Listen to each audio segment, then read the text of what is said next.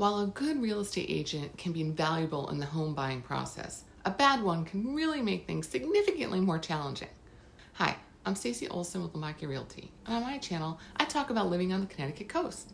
But I also talk about living in Connecticut in general, and also just general real estate knowledge. As an agent, I have definitely dealt with other agents that were less than optimal on the other end of the deal. So here is my list of ways a real estate agent can inadvertently worsen a deal. Lack of communication is absolutely the worst. Nothing is worse than a delayed response. Failing to respond promptly to inquiries and concerns can frustrate buyers and sellers. Most people during their home buying or selling process do expect some type of urgency. Yes, as agents, we definitely need to set boundaries. We don't want to be taking calls at 6 a.m. or 11 o'clock at night. But we should be easy to get in touch with, or at least responsive when someone reaches out. If we can't talk right then, let's say we're at a showing, or we're at a closing, or we're just out doing something at an appointment, then text and just let them know when you will be available and you will contact them. Another favorite one of mine is I can't tell you how many times I've tried to call an agent to find their voicemail box is full. I mean, what does that tell you about that person? They're just too busy to answer their work calls? Or even better, you text them, which is even easier, and they just never respond. It's very unprofessional and it's a really bad look. Who wants to work with someone that's not going to take the time to answer questions? Clients should always expect some level of responsiveness. After all, a real estate agent is in the business of relying on cultivated relationships. Another great one is misinformation. This can also be a terrible way to treat a client. Some agents on the buy side or the sell side can provide inaccurate information and can lead to misunderstandings and delays. Here's a great example. I had clients who were purchasing a home that came with a small plot of land that was undeveloped and adjacent to the primary property they were buying. I reached out to the seller's agent to kind of find out what the deal was.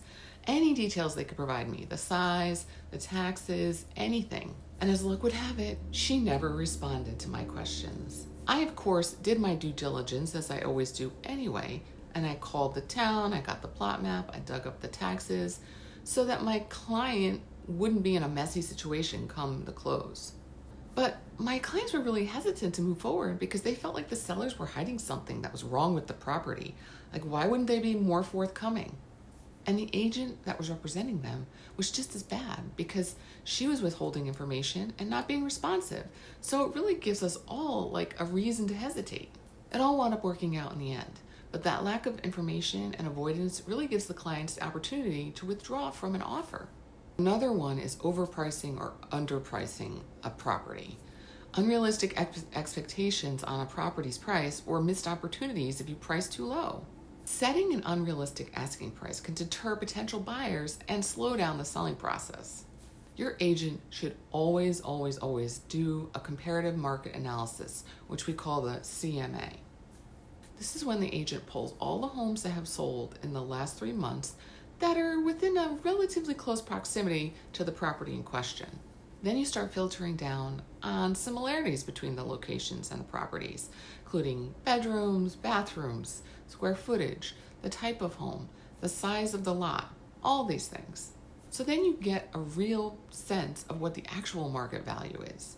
And the market value just means that what the home will sell for on the open market. What buyers are willing to pay for your home at that specific time.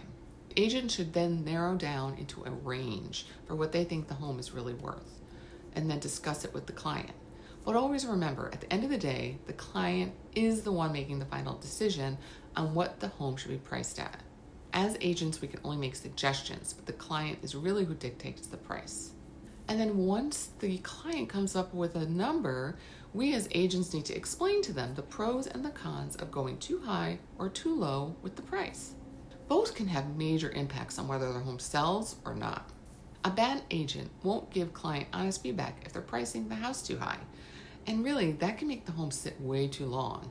And the longer it sits, the less likely people want to see it because they think something's wrong with it. Similarly, when you underprice a home, sometimes you take the chance of really losing money on the property. You might price it so low, you might get a frenzy of buyers offering more than the asking, But potentially, if it was at market value, it may have even been higher than that. Another thing agents do is give misguided advice. This comes from having a general lack of understanding about local market trends and conditions.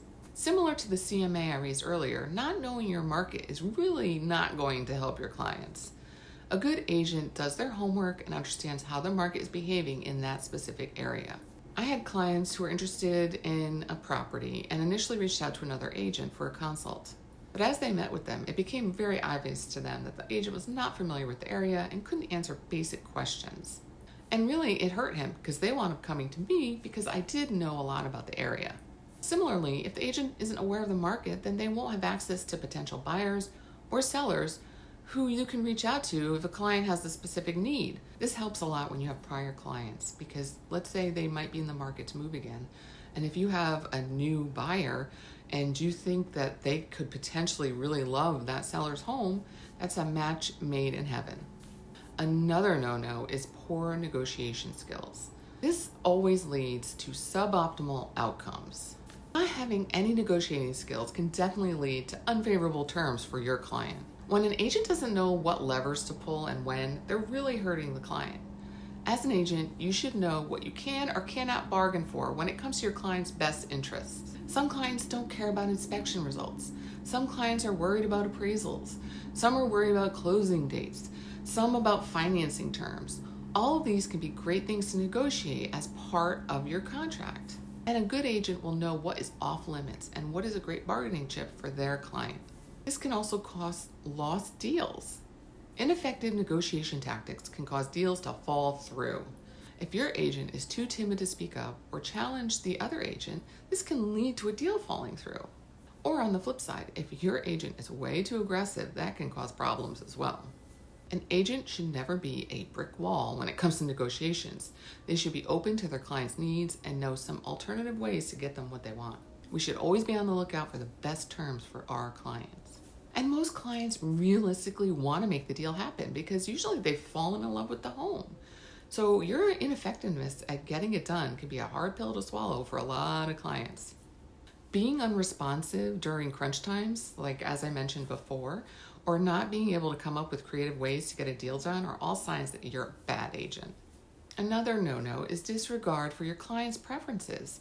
That just leads to unhappy clients. Ignoring someone's wishes or needs can definitely lead to dissatisfaction and a negative experience. We need to listen to them and ask the right questions to get them the exact outcome that they want. We need to respect the choices that they make and not try to push properties on them that are outside their budget or push them on a timeline they're uncomfortable with or give them bad advice like paying an appraisal gap.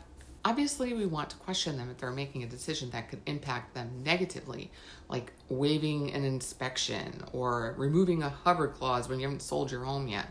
There are many ways we can professionally ask them questions about the decisions they're making, but always remember at the end of the day, it is their decision on how to move forward. And again, if you're giving bad advice, clients may choose to work with a different agent if their preferences aren't respected. Always keep that in mind.